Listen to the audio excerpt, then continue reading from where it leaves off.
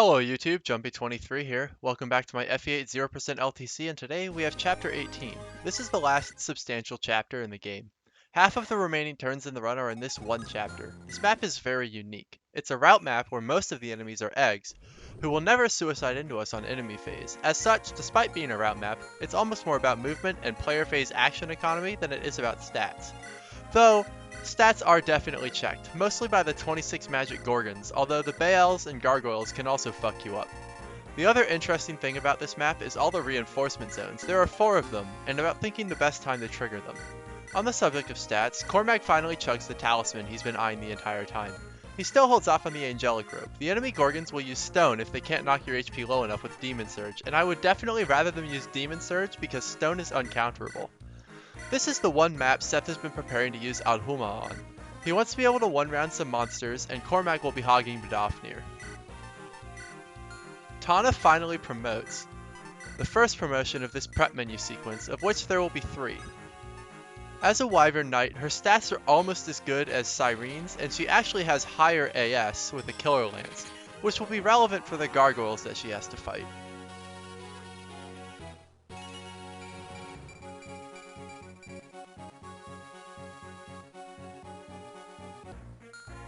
Moulder is the second promotion. Graded Shtick promoted him to Sage, which is absolutely, objectively, provably incorrect, because that makes it hard to tell him from Saleh on the map. I put a shrine in his inventory here, but it never matters. What does matter about promoting to Bishop is the +1 move, believe it or not, the +2 con, or rather the +2 aid, and the ability to get S ranks. I want Moulder to hit Latona for Final 2, so he's going back to spamming Barrier, and I'm adding him back to the active goal tracker in the description.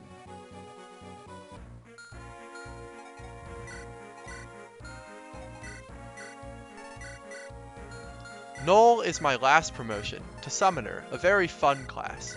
He now has the Summon command, which spawns a 5 move, 1 HP, Flying Phantom, which is useful both for flyer duty and AI death baiting. Knoll effectively can cover 12 tiles in one turn, tied with Cormag, which will come in handy for breaking eggs.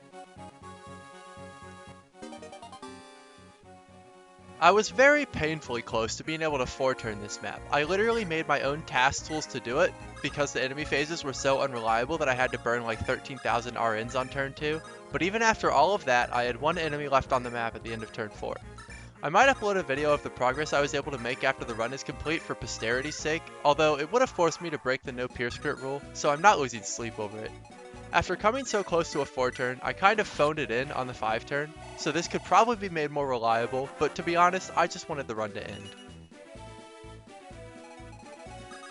A fun fact that's nearly irrelevant to 0% growths is that breaking an egg always gives 50 XP. This helps get Cormag's level higher for Pierce at least. This barrier is a blunder. I should have barriered Seth and let Cormag use a Pure Water since he has a free action. This would reduce Seth's chance of death on turn 5. But anyway, Natasha hits A Staves here. This is great because now she can spam Warp to hit level 10, and it also frees up Moulder's actions for barrier spam as well as something else very funny.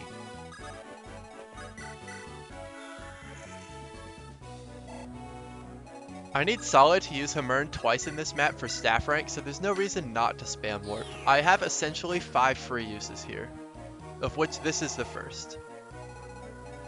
A fun fact about summon is that while phantoms can fly, Knoll can only summon them onto tiles that he can traverse. This doesn't come up here, but it does on a later turn. Joshua's last real contributions come in this map, where he's just good enough to break some eggs up top after being carried there by Seth. Ephraim takes Joshua here in preparation to give him to Seth next turn.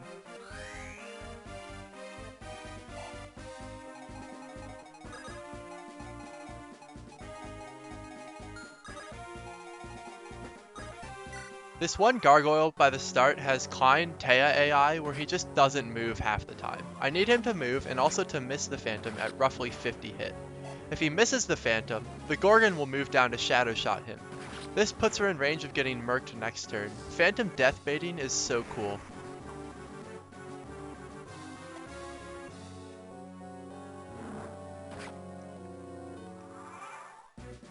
Duessel takes the warp up with Canto so that Natasha can trade it off him and immediately turn around and warp Seth this turn.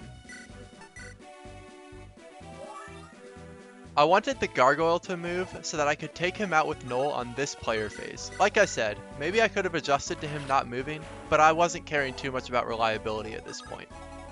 This is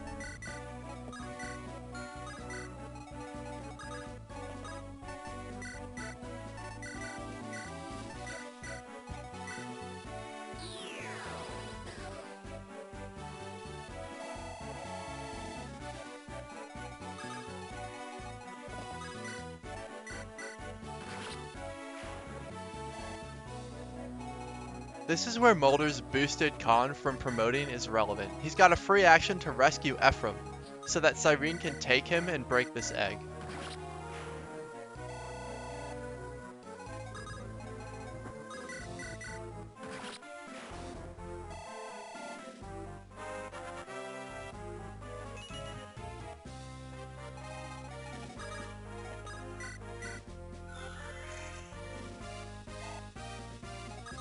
Remember what I said about Ephraim being just barely competent at combat? Cyrene and he will be handling the eggs and enemies in the bottom right, so Natasha moves them just barely far enough for this task with the warp.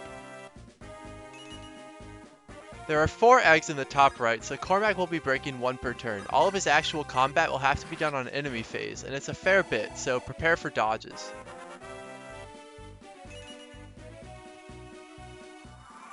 Cormag gets a pierce on the Gorgon boss here from 2 range, which doesn't matter, but here's a fun fact for those who don't know.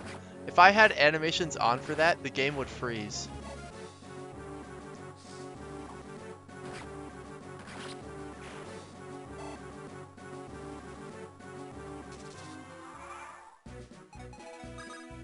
Cyrene drops Ephraim down to be out of the Mogul's range, since he can't one round with a javelin like Cyrene can.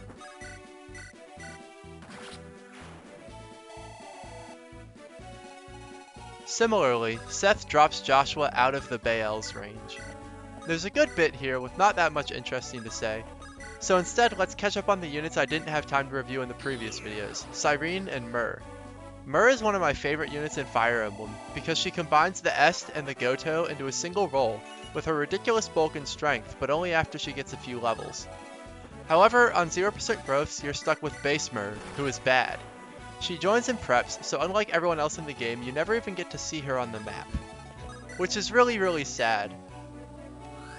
Cyrene is notoriously bad, and you may have figured that out when I said she has comparable bases to promoted 0% Tana. However, she does fly and have A lances, and that's all we really need from her, so she does enough.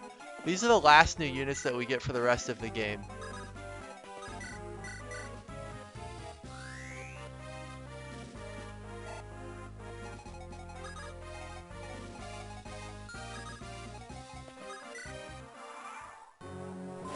Cormag faces a pretty real chance of death on this enemy phase, but Vidofnir's +5 defense does actually help. Unfortunately, Vidofnir's 15 might means that he doesn't even one-shot the Baals. This doesn't matter because he doubles, but it is kind of funny. I will say though, if you allow me to get on my soapbox, I am very glad that Vidofnir only has 15 might. This is a rare instance of intelligent systems making a balancing decision that makes it seem like they understand the meta in their games. Yes, all the lance-using classes, except generals, are super strong, so they get the weakest sacred weapon. That makes it more of a debate to, for example, give Seth Adhoma or Vidofnir.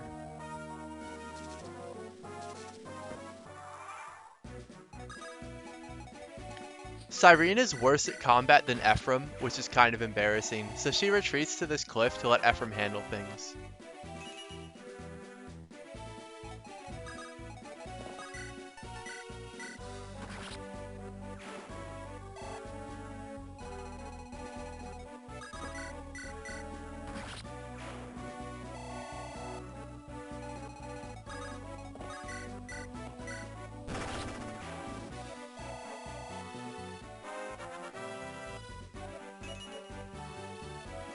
Joshua equips the Silver Sword here to dissuade these 2 gargoyles from attacking him. He can't use the Lance Reaver for this because one is holding an Axe Reaver.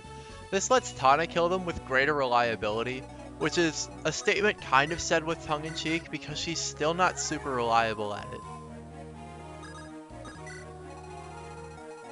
This warp is only necessary insofar as it gets Natasha to level 10, but like I said earlier, it's essentially free. The other thing it does is let Duessel enter the Baal trigger zone so that Garm can get one last ride for the fans.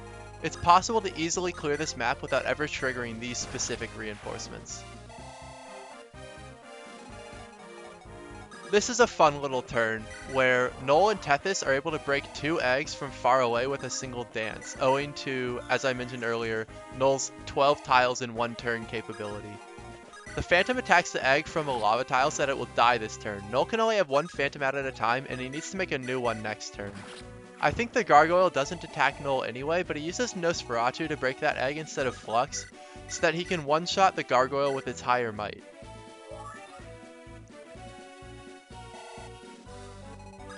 I need to do a lot of dodging on this enemy phase, so here's a rather long rig. I'll point out what needs to go right as it's happening.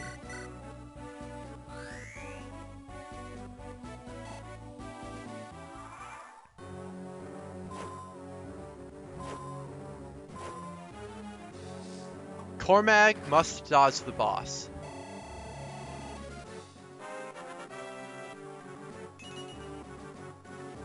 Ephraim must dodge both Baals. I said that he could survive a round with a Baal, and it's true, but the Gargoyle chipped him, so he can't anymore. Seth must dodge one of 2 Baals.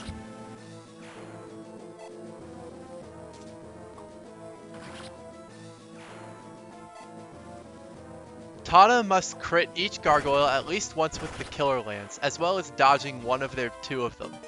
If she doesn't get even more crits than that, she runs out of uses, but I could have bought her an extra Killer Lance after Chapter 17 to fix this. I just didn't because I knew how the RNG would work out. That Mogul is why I should have barriered Seth. It would make the Mogul attack Cormag instead and die. Instead, Seth must dodge the Mogul next turn since he won't have the +5 res from Adholma.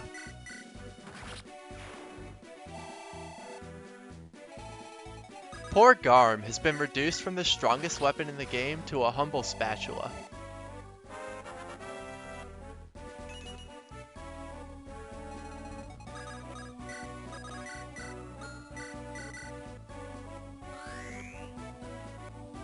Saleh hits B Staves here and is ready to use Rescue next chapter. Moulder is spamming Barrier to his heart's content. He's still a little bit away from hitting S Staves, but he will easily hit it with the +40 staff rank from a Bishop promotion.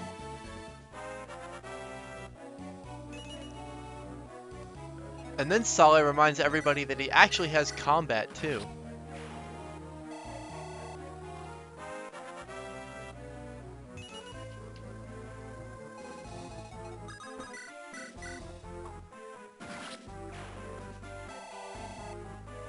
Seth attacks this egg with a javelin because he has to kill the Mogul on enemy phase.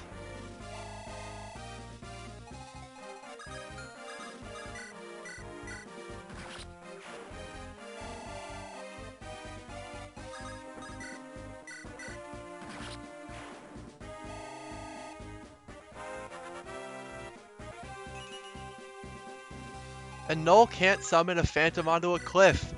Fortunately, he doesn't need to, but I want to say again, this is dumb. Fix your shit, intelligence systems. I hope you're happy. These Garm hits are for you, viewer.